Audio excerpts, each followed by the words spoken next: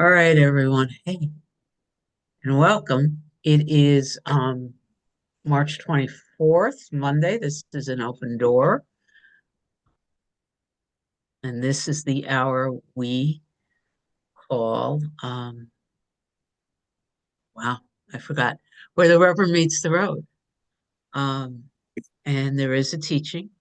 I'm distracted by all the people that are usually here that aren't here yet. I'm like, where's Livy? Where's Andrew? Um,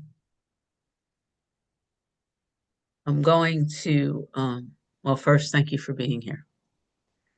I am going to read, this is what I'm planning on doing.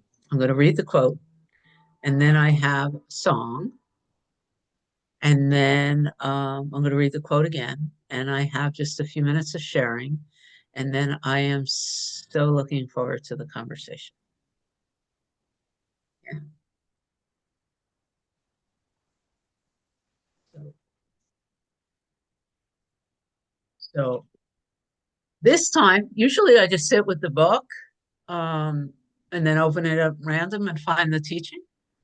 This time I grabbed the book and I was given a page number in my head. That's the first time that happened in this cycle. And then this is what I read. Perceive in sickness, and let's define sickness as simply a defense against the truth. Perceive in sickness but another call for love, and offer your brother what he believes he cannot offer himself. Whatever the sickness, there is but one remedy. You will be made whole as you make whole. For to perceive in sickness the appeal for health is to recognize in hatred the call for love. And to give a brother what he really wants is to offer it onto yourself. For your Father wills you to know your brother as yourself. Answer his call for love, and yours is answered. Healing is the love of Christ for his Father and for himself. I have 4 minutes of Kirtana, and then we'll continue. So you're on, Barb. Yeah. Okay.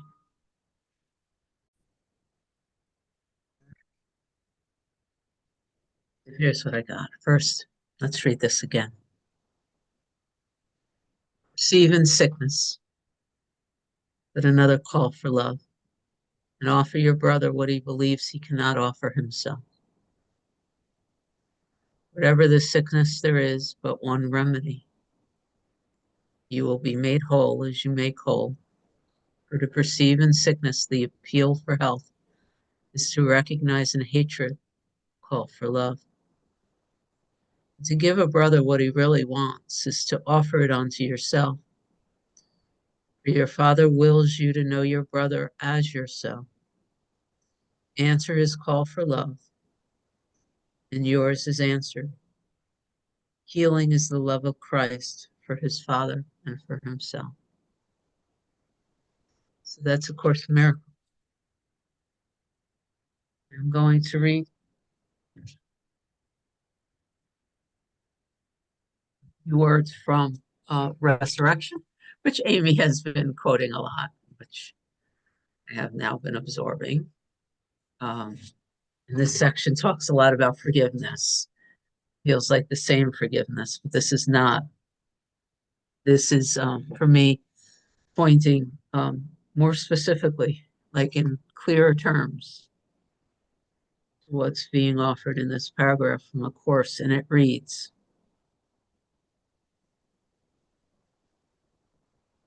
now the small self holds a legacy of lack. This is not its fault. It's how you have been taught and trained. The idea of a merciful God or a loving God has even been abstracted by you to a God that must favor one and have mercy over another. And you replicate this through your own behavior and treatment of your fellows. Those people there deserve what they get.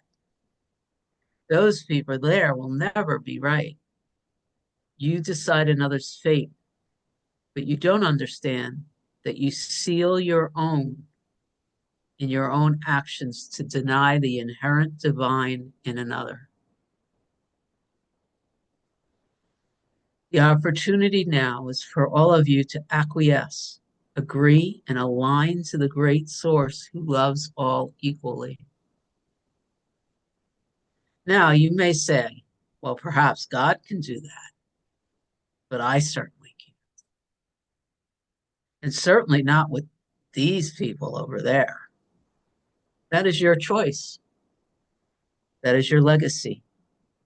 That is the act of separation replicating itself and using any advantage it can get to confirm an idea of separation that separates you from God itself. Then, from the infinite way, which was written, I think, 10 years or 15 years before the course started being written, for me, I find what do you do with this, right? Here are the words from the infinite way. Recognize every evil appearance as a false perception of harmony, and therefore not to be feared or hated, and this will result in the disappearance of the illusion and the showing forth of reality. The infinite way goes on to remind you in this teaching that whenever you find conflict, the goal is to step back and open up and allow the truth to fill you. Just that. Just that. Which one may call the atonement. Sickness is a defense against the truth. What is true? Separation never happened. It's just that. And so when we meet separation in the form of illness or hatred or ugliness or judgment or defense or attack,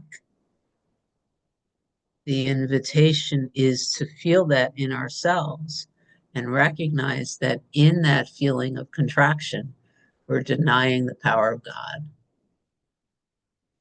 And we surrender that and ask for that to be forgiven. And in all of these teachings, there's no statement that says you sit on the couch and do nothing after that. What it says instead is you allow yourself to be filled with the truth and allow the truth to dictate your movements. You still may go to the protests or fight even Joel said, if you're called up to fight a war, the Bhagavad Gita tells you the same thing too. So this is not an inactive practice. This simply reminds us always that God can flow through everybody and everything. And when we feel like it doesn't, we get to work on the only place that the sickness resides, which is in our minds.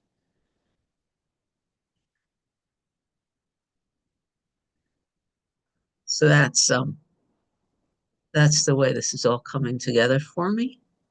Now I'm just waiting for Andrew to raise his hand and everybody else, but Andrew tends to be first in this meeting, so. Hello, Cindy. Hello, everyone. I'm on my iPad because the computer is malfunctioning and I'm not too familiar with how to do the Zoom. So I figured out how to unmute. Haven't figured out how to raise a hand. Yes, there. This topic that you selected is a very interesting one for me because it's about healing. And, my wife is in a lot of pain. She's been in a lot of pain for a long time. And I pray for her and I try to see the light in her, see the Christ in her. And she still feels pain. And I'm trying to sort of come to terms with how to deal with it, because I know the Course says in the manual for teachers, you can't try to repeat healing. If you try to heal someone, it's done. You don't repeat. And I keep trying to repeat. I keep repeating, and the same result. Now, in fairness, she doesn't follow A Course in Miracles. She's sort of agnostic person, and she actually thinks this is sort of cultish what I do. But that doesn't change the way we love each other. We've been married for 40 years, and age catches up to you. But she still feels the pain a lot, and I just try to comfort her as much as I can.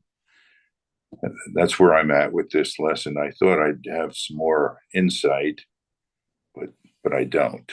That's kind of it. I'm just grateful for your presence and your sharing your vulnerability.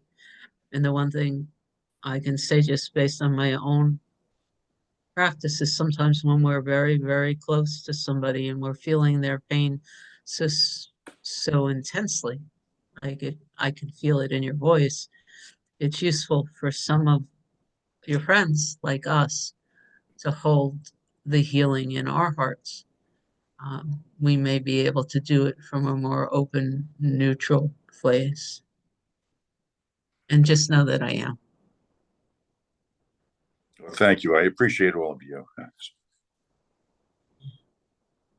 Hey, William. Yes, Andrea. My wife too has pain, and I think what comes up for me is my fear and resistance to her pain, which is really my fear. Boy, if I were in her shoes, how would I deal with this? How would I feel with this? She does such a good job of carrying it. And so I really hear it's really this world. I make up a whole world about her pain. And that's what scares me, I know. So it's really forgiving that, forgiving her, whatever, just trying to be and just be and be and be. I take it for a certain length of time and then I distract. I go elsewhere. But I always come back. And it's kind of like a grounding. There's a center point there. It's happening. I don't know how, what. I just get to be with it. So I feel what you're saying. Just wanted to share it.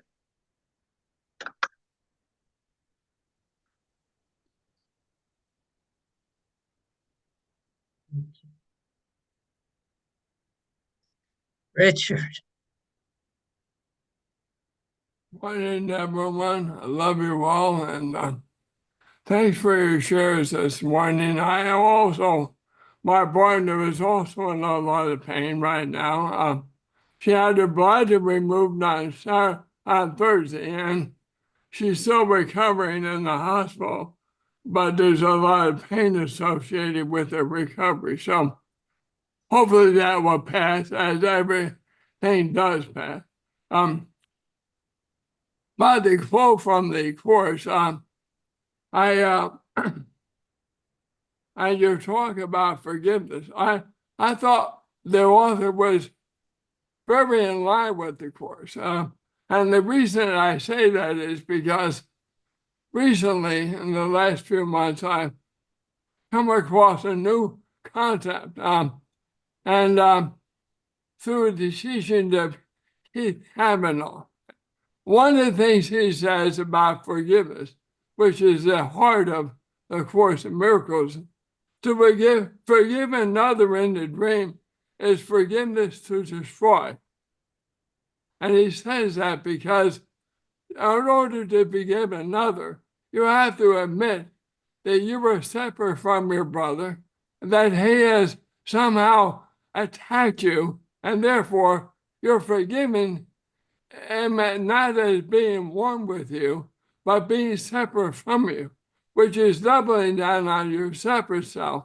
And therefore, you're choosing to destroy the self rather than enjoy with the one true self. So I found the quotes that you quoted on line with that idea. In other words, we may start at a point where we have to begin to forgive others in order to get to a point where we can forgive ourselves. But and then the learning that we learn that when we forgive others, we forgive ourselves. But and that's the true forgiveness, I think the Course teaches, that we forgive ourselves because there's only one self that believes is separated from source. And we represent a multitude or holographic images of the one true self exhibiting or experiencing life in a multitude of different ways. So coming to the realization that we're one, and then we have to accept either anything we perceive as love, which we are in truth, or fear, which is the illusion. So that's what I got out of that paragraph when you read it. Thank you all. Thank you. Andrew's showing up ×2. How cool. Amy, what's going on? I just wanted to kind of say something that matches what Richard says, but coming from another place. What I really love about this is the sentence 4, and to give a brother what he really wants is to offer it unto yourself. So I just feel sickness is such a tricky, tricky thing, especially chronic, painful illness in the body, because that is such a direct assault on the truth of wholeness. And it can feel immovable and inescapable. Anyone who's had chronic pain knows exactly what I'm talking about. And so I think that the stages of having chronic pain are almost like the stages of death. At first you deny it, and then you try to argue with it, and then you maybe think you come to terms with it, and then you go through getting angry at it, and it just goes through this whole cycle.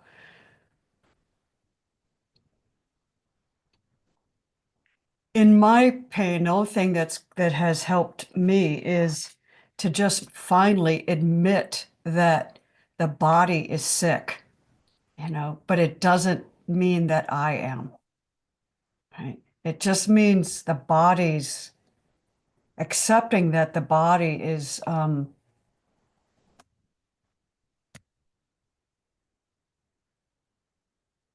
it's imperfect.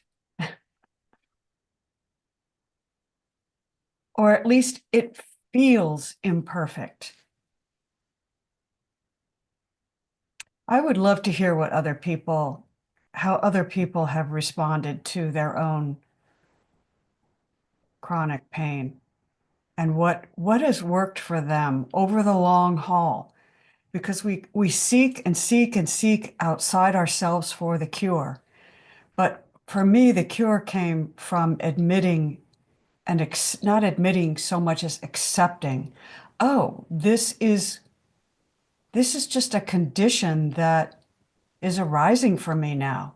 And I don't know if it will come or go or stay or what, but just stop fighting it, just stop fighting it. So I'd love to hear what other people have to say. Thank you, Cindy. It's a really great lesson. And sickness is not just in the body either. There you go. So good to have you here, sweetheart. I love being here so much. It's amazing, because I mean, I don't know. My mom always taught us since I was young to be tough. And that was actually amazing for me because it taught me that pain could be there. And it was just, it wasn't, it wasn't me. It was the body. It was like separate from me. And I could let it be there. And I was able to see it come and go and just be like, oh, okay, that's that's that. So it was, at least for me, it was amazing to just have that experience. And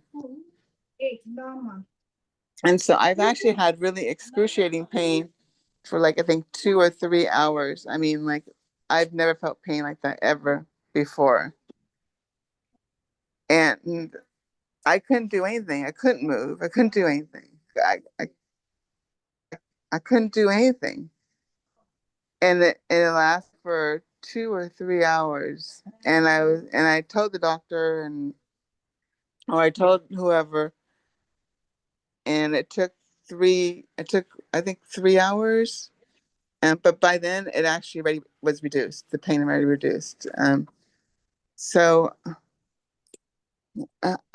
honestly, I don't think there's an answer. I just think we just, I mean, for me, I get quiet and I ask God because I don't know. And I just deal with it. And I know it's not gonna last forever. Um, and I don't, but that was how I was raised though. Um, so, so yeah, I guess just let everyone go through whatever they go through. We're not in charge. I guess that's what I would say. And what everyone's going through, it's perfect, and it's perfect for me. Even though it was so painful, it was perfect for me, and I was okay with it. I love all of you, and I love being here, and I know that that's what's real, and that's all I want. So, thank you so much, everyone.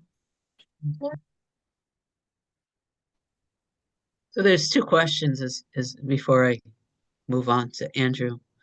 There is our chronic pain or acute pain, and then there is the anguish that has been pointed to in this group in witnessing the pain of someone we care about. And that really is two different things. How are you, and I could share based on my understanding of Joel, but I expect that it is much more difficult when we believe in pain and suffering, when we are in witness to the pain and suffering of someone we care about, because that's a different kind of acceptance than accepting what's going on in our own bodies, in our own minds. So that they're two different topics, and I just want to put them out. I want to just highlight that. Yeah. Imagining what somebody else is going through. My personal experience tends to be a lot worse than what they're actually going through. It has been for me anyway, when I've allowed myself to go. Andrew. Thank you. Cindy, you pretty much said or brought up the topic I was going to bring up. I appreciate Indigo's share and understand, how she dealt with pain. And it's one thing for us who understand the Course in Miracles or follow it, and we can accept things as they appear to be, knowing that this is all an illusion, and things are the way they are for some cause and effect reason that's beyond our understanding. But in truth, eventually we'll awake in heaven. Everyone will, and we get comfort in that. But like you said, Cindy, when someone else is experiencing the pain, someone close, it's a different feeling, because the Course teaches us that we're responsible for everything we see. So does that mean we're responsible for all the suffering that we see in the world?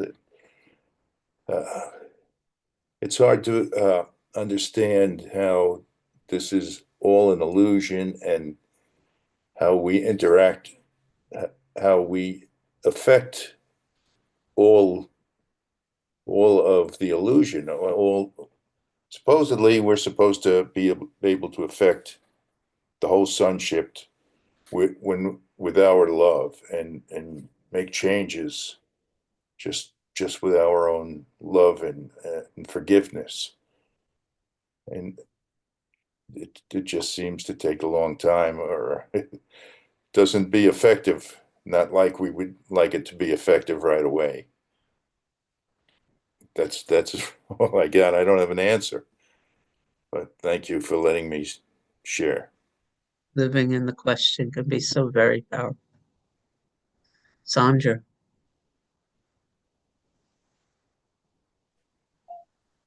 Good morning. Once again, I am prompted to say that we are on holy ground when we speak of these things to each other, that this is a holy space filled with love and a desire to heal ourselves and to heal others. And as I take in the love that I hear,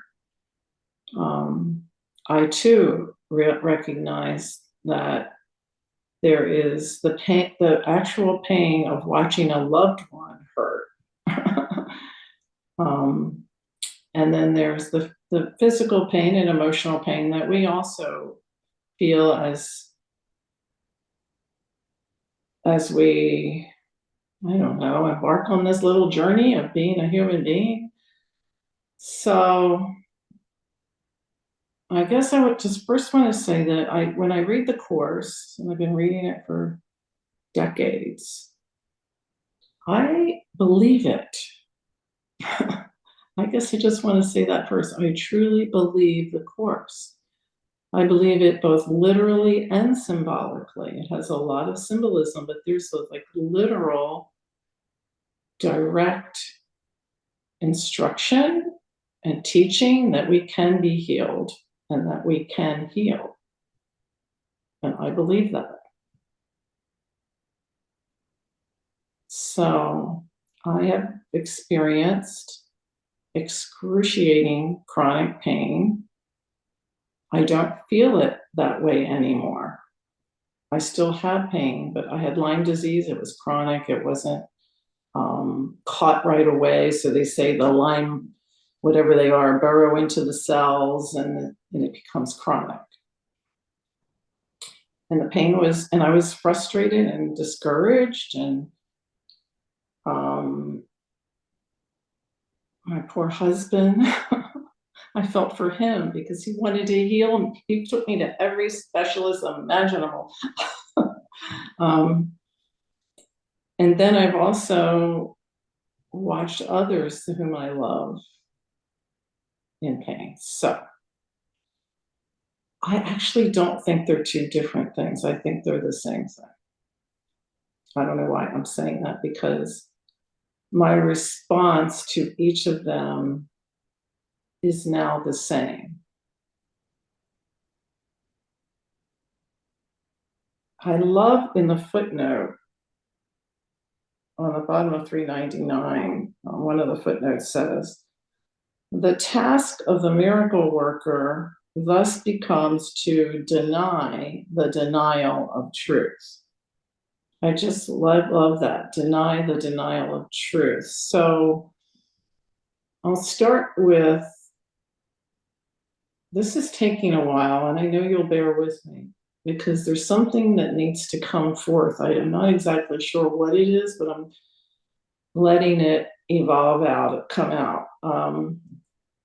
With others that I love, when I am completely aware of the truth and when I'm in truth, I can empathize with their pain, whether it be emotional pain. Like I told you, my granddaughter's been diagnosed with all these things.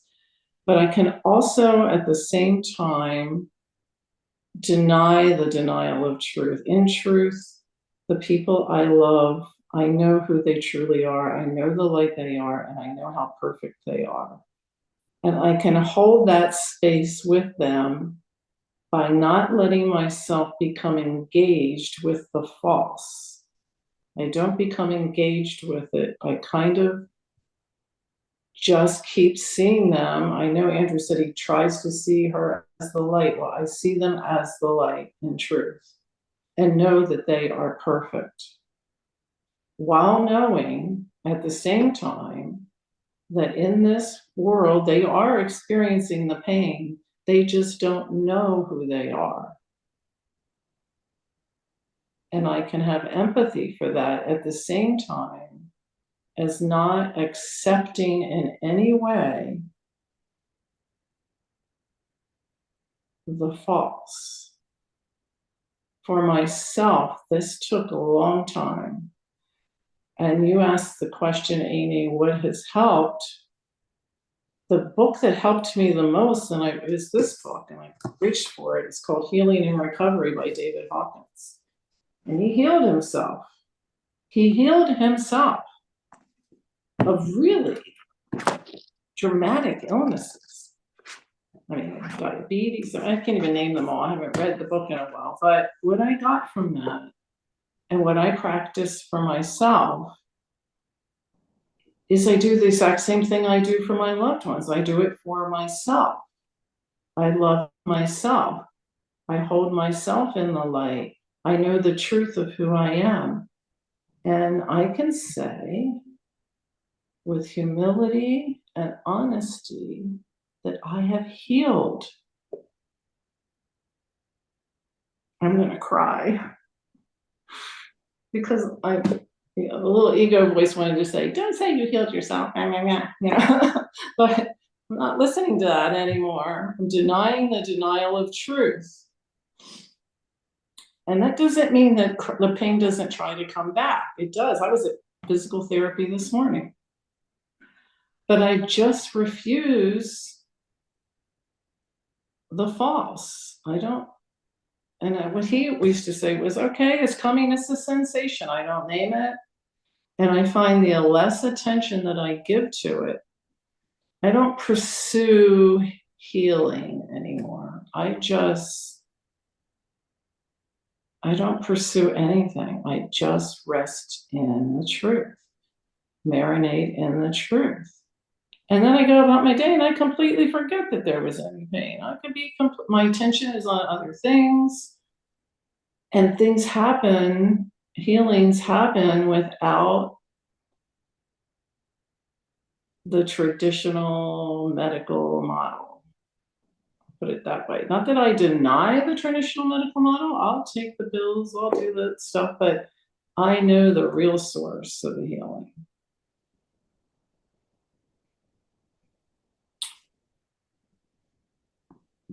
Perceiving in sickness is but another call for love. Yes. Yes, yes, yes. And I was just reading Jan Frazier, and she was talking about self-judgment, how much self-judgment goes on. That really contributes to the pain and the actual physical illness.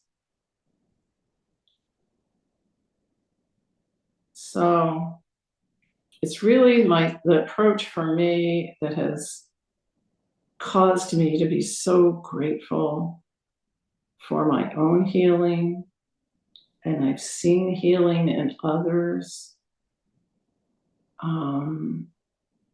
is the same approach.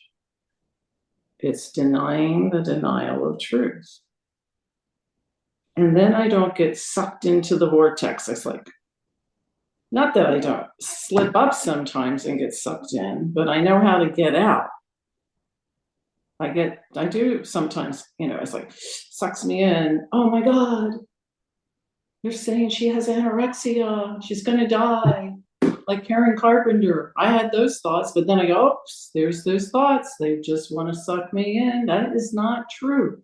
I'm not going to believe that anymore. And I don't. In truth, I don't. I believe what the book is telling me. Otherwise, why am I spending so many years reading this book? So thank you for listening to that long-winded whatever it was. But Expression of love and truth. I love you. And I bless you husbands who care for your wives so much. I know I'm grateful to my husband who cares when he sees pain. So that's it. I'm Enough. going to start to stay just 1 or 2 minutes before I hand things over to David, if that's okay, David. Joel Goldsmith, who I adore and I have spent many hours listening to and hours reading, states very simply in response to this question is that there are no names in healing, which is beautiful. And so the moment you find in your mind a worry, a concern, whether it's physical health or prosperity or global warming or whatever it is, in that moment, accept with that first thought, as soon as you catch it, here's a denial of the truth, or that here is the thought that denies God. And in that moment, without putting a name to it, I wish my wife felt better. I wish everybody was whatever. The moment you catch the thought that denies the truth, you sit back and you remember the truth and you ask God to fill you.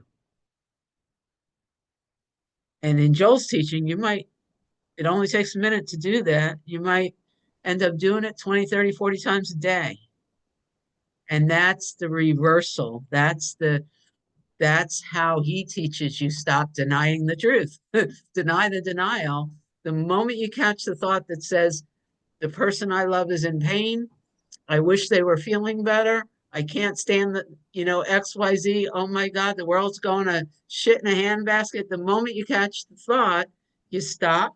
Wow, here's a place where I'm choosing to believe fear over love.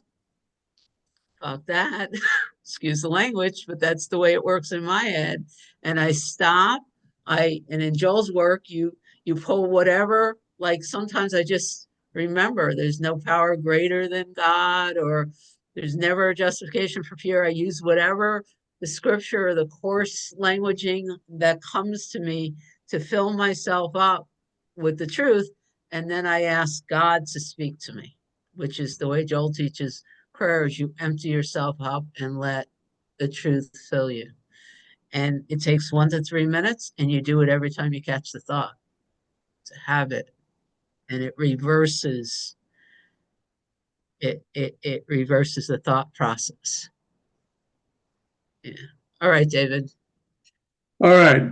Well, talking about pain, and the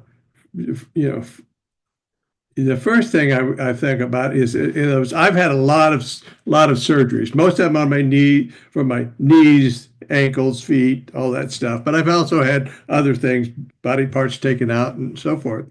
And right now I have pain in my knees, and not very long ago I had a good, really exciting bicycle wreck and screwed up my shoulder, and I know it's and it's a rotator cuff injury. And I know it's an rotator cuff injury because I've had a previous surgery on the other shoulder, so I know exactly how it feels and exactly what happened. And so, but I've decided that, that I'm not going to have any more surgeries unless it's totally it's life threatening or totally debilitating that I can't do certain things I really need to do, like walk and talk and those kind of things. But and it's and I have some pain, but it's just like, okay, that's my body having pain. It's going to be okay, and I can deal with it. And most of the times, I could just ignore it. And so there's big stretches of time where I don't even think about it because I'm doing other stuff. But to me, if I just got over digging myself out of a depression, and that was way more painful than my knees are. And the other thing about that is that because I've had other depressions episodes that lasted 30, 40 years. So I know, this one I got out of it in like a couple of weeks, which was like I did that thing. And so now I'm and that's carried over, I think, into my whatever physical issues I might have. And it's almost like, okay, if I can dig out of this depression that I was having, and still be in the world because I chose not to end it some other way, I can do this. I can put up with this this other stuff is minor league compared to how tough it was getting when I was really down in the dumps. And so it's almost like it. I'm encouraged if I can do, like I said, if I can do this really hard thing, then everything else is just like a piece of cake. And so I'm looking at it that way. And if I have to have another surgery on my knee, oh well. But but if I don't, right, the way it is now, I can just, it's okay. It's just like I say, it's just my body. It comes and goes, and I it's like whatever arises, love that. Who I can't remember the person that wrote that book, but just accept and love what's going on in your body. It's my body. It's a tool. I have it. I need it to use and to do things, and I'll just love it and take care of it the best I can. And so I really learned a lot from what Sandra said about that, and I thank you, Sandra, for being a good teacher like you always are. And so I'm like I said, like I always say, I'm here to learn, and I'm learning a lot today about myself because of what goes on with that I experience from others. So thank you all, and I'm done. Thank you, David. Andrew. Something occurred to me during listening to the shares, and it is the body is a learning device, and maybe we have to learn through pain sometimes, and that we're just learning our lesson. That's all. It might be. And you remind me, you remind me that every interaction with something that seems to be outside of us can be treated that way, as a learning, right? Whether it's good or painful or fearful or exciting, it's all an opportunity to learn through. Rumor has it that's what the world is, and that's what our human experience is an opportunity to learn through. So thank you.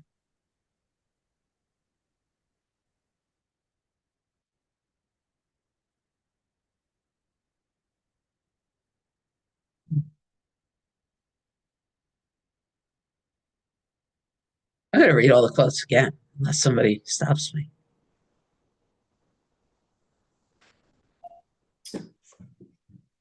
I feel like this chapter or section is called Fear as a Call for Love. We focused on illness and pain and sickness. And all of this is about offering love, deep love, unconditional love, love not only to our friends and our family and the world, but to ourselves. And I have realized how much I did not love myself through the healing process. And as I have come to love myself, really love myself, not just say it and not just think it, but really love myself and stop the incessant judgment and self-criticism I didn't even realize how much I did that until I started becoming aware and watching the thoughts. That's when true deep healing began. Loving self, which, is kind of drummed out of us. That's selfish, that's egotistical, that's narcissistic, all those bad words. But yeah, I love myself now. So I wrote down another quote, and I'm just going to read it and then hand things over to David. Didn't know where it fit in my opening share, but now it fits here. And it's from Resurrection. It's from the guides again. And it goes like this. Tell me if this fits, Sandra. Blaming the self requires self-forgiveness. And many of you become locked here because you believe you are unworthy. You are unworthy. Again, God loves all its creations, regardless of what has been done. It is you who says no. I've been walking around with that quote for days.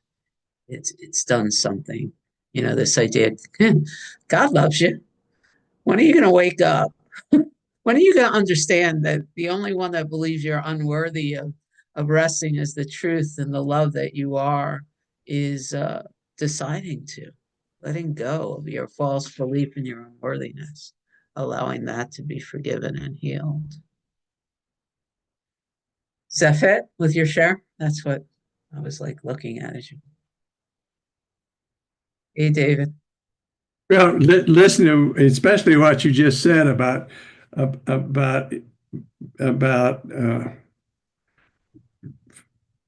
anyway, going back a couple of steps. To me, ego, being egotistical is to me is fear. There's only love and a call for love, and fear to me is a call for love, but it's also, if God loves me, and which is, to me is, there's no God and there's me. There's only one. There's only the awareness, awakeness, any whatever adjective you want to put about it. But if I feel like, in spite of the fact that God loves me and everything loves me and it's all here for love, if I feel that that's not true, that how, like I say, how could anybody love me? Then I've set myself up as a demigod, if you will. In other words, I'm a god because I can go against the teachings or the knowledge or the oneness that we all experience, and it's and that separation from God is very lonely and very scary and very. And no wonder that people when they're in situations like that, like as I was, are depressed because it's like, now what do I do? If I've set myself up and this is the real and this is who I am and there's no argument about it, how how could, I'm stuck in that. In other words, like I said, I've become my own jailer, and I've thrown away the key. And then I go around looking, and then I spend my time looking. Well, where's that key? Where's that key that I threw away that I can unlock the door so I can go back the way that I wish it was? And deep down in myself, I know that the other way, the way it was before I decided to separate myself from God, is the right way. And so like I say, I spent, an instant throwing away the key, and the rest of my existence looking for the key to back to get it, to take it all back. And so, but I don't have to. If I just sit and shut the hell up and just wait and open my mind, the door will be open all by itself. In other words, in fact, there is no door. The door would dissolve because my mind created the door for me to be pinned up with. So all I have to do is just sit back and relax and know about the love that I am, and everything will just work out.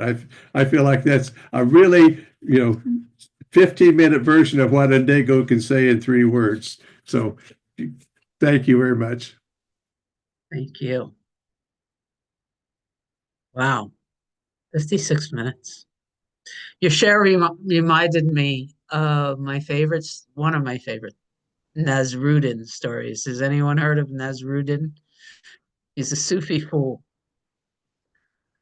And he was a Sufi masterful, but he was searching frantically in the middle of the field for the key he lost.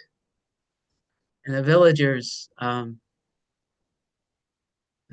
saw him and chose to start helping, and they're all searching frantically for this lost key.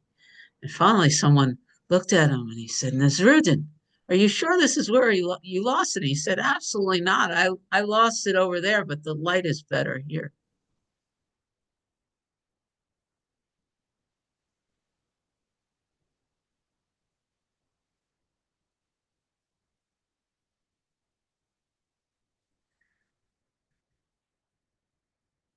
I feel blessed and humbled this hour.